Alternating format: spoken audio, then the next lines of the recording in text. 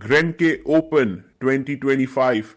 This is freestyle chess. Bacrot opens the game with d4. You can see the position of the pieces for this round. Queen, knight, rook. Oh, by the way, Magnus responds with d5. Queen, knight, rook, king, rook, bishop, bishop, knight. That's how the pieces stand. And let's see what Etienne comes up with. He brings his knight out to g3. In the first moves that White has played, his bishops haven't been developed, his queen is inside. A slightly offbeat strategy here. Oh, Magnus picks up the piece and long castles. Got it. So it was just like the rook and the king changed their places. It's also called the seaside castling. Bacrot also does the same. He also castles it out.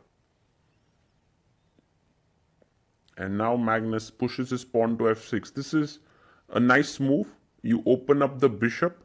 You also want to capture the center. But it is Etienne who first gets the break in the center. Now for black, maybe the best move is to play e6. But Magnus takes. And one can already feel that white has gotten a very good position out of the opening after knight takes e4. Because the two rooks are well placed here. And the knight is well placed. So Magnus goes a knight to g6. And maybe a very good idea is g3 to dominate the knight from coming forward. And later you could play f4 or h4 on the board. Bacrot goes knight to c3, developing a knight. And this is a very good move. And Magnus, in order to not get into a passive position, opens it up with e5. This is actually getting very sharp. Pawn takes pawn. Now naturally you want to take it back with the knight. If you take with the pawn, this is a permanently isolated pawn with a very nice position for the white knight. So Magnus first takes the rook. Rook takes d1.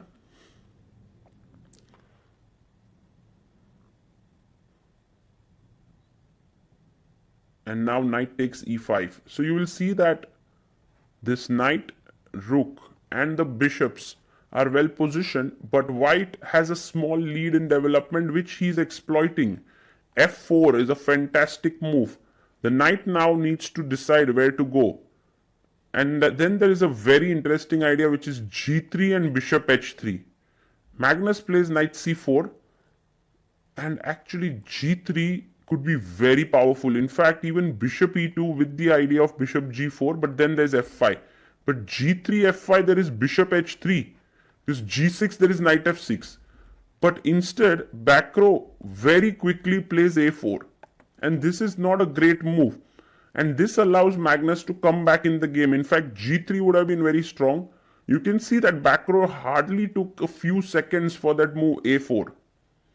Which was perhaps not the best. And Magnus now gets back. He activates the queen. He's attacking the rook, the knight here on e4. And you have to be very careful about what you play. g3 played. Wow. That's a very interesting move. Because now if rook takes e4, he wants to go bishop g2. And if f5, knight takes, pawn takes, check. King b7 and rook d8. And white is winning. That's incredible calculation there. So Magnus pushes the knight with f5. And Bacrot pins it here. Wow, the game is getting super intense and super sharp. Magnus chops off the knight now. Okay, if you take here, queen takes, Magnus is winning. 2 pieces for a rook, completely better position. But Bacrot had in mind bishop takes f5, rook comes back. But now this is permanently pinned. It's also a little bit of a worry now what to do. For black, I think rook e1 could be met with queen c6. So queen a2, putting pressure here. If you move the knight, you're going to lose the rook. Queen c6, fantastic chess here by Magnus, defending not just the knight but also the rook. Knight b5, amazing move. Attacking a7 and also threatening knight d4 with a fork. How do you take care of both these things? Magnus says, first things first, this is the most important point. I defend it. But now what about knight d4? This is forking two pieces. It's getting very intense. But here is the move. I think what Magnus has seen, an amazing move, queen d5. If knight e6, there is queen takes f5. And if bishop e6, there is bishop takes. Takes on e6. Bishop takes. The queen is standing in the line of the rook. But Magnus is not afraid. b3 played. And this is a mistake now.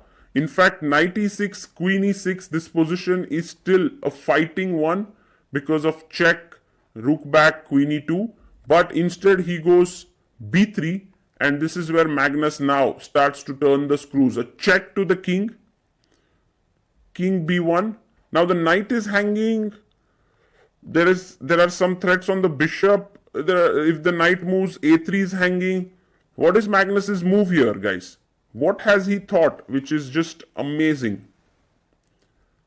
Queen h5. Wow, what a move by Carlsen. What a move. He's attacking this rook.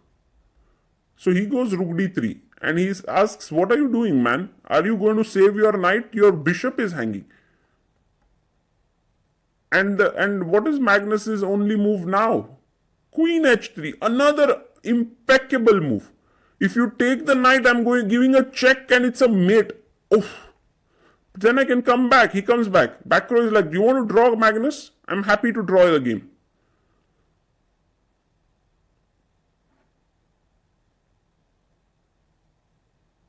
And what is Magnus going to do next now? So a lot of pressure here. Check. Oh, amazing move. Rook takes d2, queen f1. Game over. King goes to a1. Knight would be hanging. Bishop is hanging. Bishop b4, defending this. And you have now safely protected your bishop. This is it's like magic. Absolute magic. In fact, you are also threatening a mate. Queen b2 played. Bishop g4 attacking the rook. Wow, what play. Magnus is just playing some sublime chess. Rook c1. It's all passive now.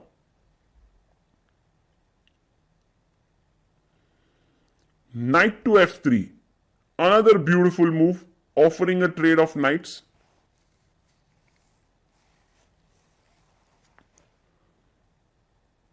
Take on f3. Bishop takes f3.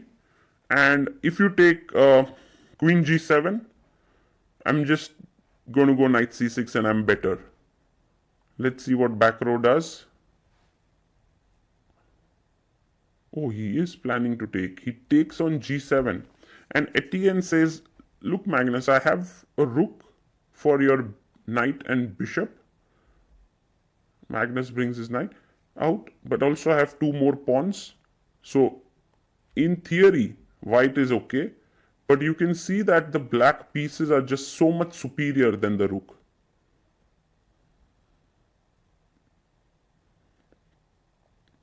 Magnus now goes and attacks the rook, bishop d2.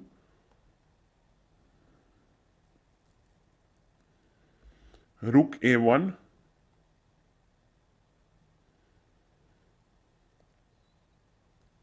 And now queen g2. This is attacking here, bishop e4. In fact, this entire game, if you look at it a bit carefully, you will realize that Magnus's calculation has been completely on point. It's been at a super high level, super high. Bishop e4 is such a cool move. Attacking here, the bishop can move away. Next move, bishop c3, so that if you take, he'll take back with the queen, defending the pawn.